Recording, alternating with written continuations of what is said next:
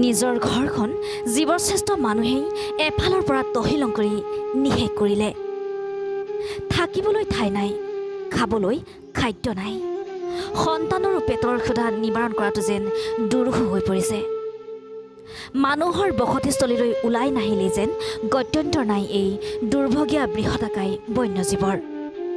কৰিবই বাকী পিতৃ মাতৃ পৰিয়াল আত্মীয়ক লগত লৈ নিজৰ লগতে বিশেষকৈ সন্তানৰ পেটৰ ক্ষুধা নিবাৰণৰ বাবে এতিয়া প্ৰতিদিনেই বিভিন্ন ঠাইৰ মানুহৰ বসতিস্থলীলৈ এনেদৰেই ওলাই আহে বন্য হস্তীৰ জাক।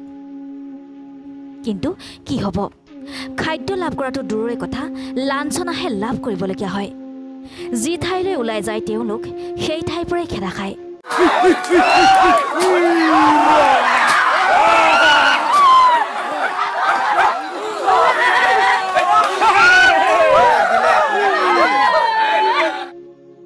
এনেদৰে খেদা খাই বিফল মনোৰথেৰে সন্তানক লগত লৈ উভতিব লগা হয়।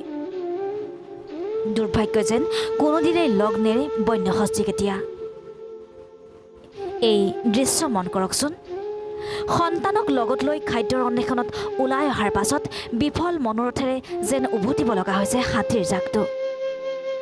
এই দৃশ্য আজি গোলাঘাট জিলাৰ মৰঙী ধলা কছাৰী গৰঙাজান গাঁৱৰ। এফালে থকা ঠাইৰ অভাৱ, আনফালে পেটৰ ক্ষুধা নিবাৰণৰ বাবে খাদ্যৰ অভাৱ, যাৰ বাবে ক্ষুধাতুৰ বনৰীয়া হাতীৰ জাক কোনো সময়ত অধিক হিংস্ৰ হৈ উঠি তাণ্ডৱ চলায় মানুহৰ বসতিস্থলীত।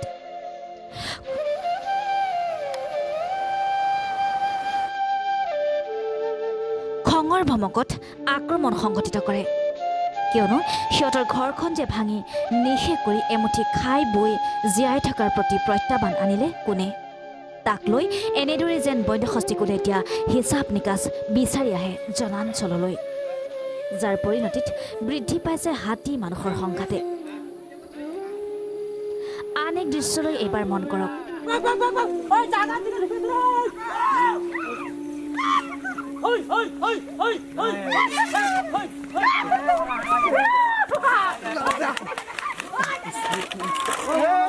বনৰীয়া হাতীৰ লগত যেন খেলা এইসকল যুৱকৰ। এই দৃশ্য থোৰামুখ অঞ্চলৰ। বন্য জীৱ জন্তুৰ লগত খেলা কৰি এনেদৰে বিপদ মাতি আনে একাংশই। উল্লেখ্য যে গোলাঘাট জিলাৰ নামবৰ সংৰক্ষিত বনাঞ্চল, দেওপাহাৰ সংৰক্ষিত বনাঞ্চলত অবৈধ কাঠ ব্যৱসায়ী বেদখলকাৰীৰ কবলত পৰি লাওলো অৱস্থালৈ গতি কৰাৰ বাবে বন্য জীৱ জন্তুৰ বিলাই বিপত্তি দুগুণে বৃদ্ধি পাইছে।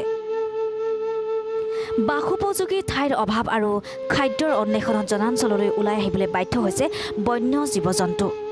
ইয়াৰ পৰিণতিতে বৃদ্ধি পাইছে হাতী মানুহৰ সংঘাত। এনে পৰিৱেশৰ বাবে সামগ্ৰিকভাৱে জীৱশ্ৰেষ্ঠ মানুহে বাৰু জগৰীয়া নহয়নে?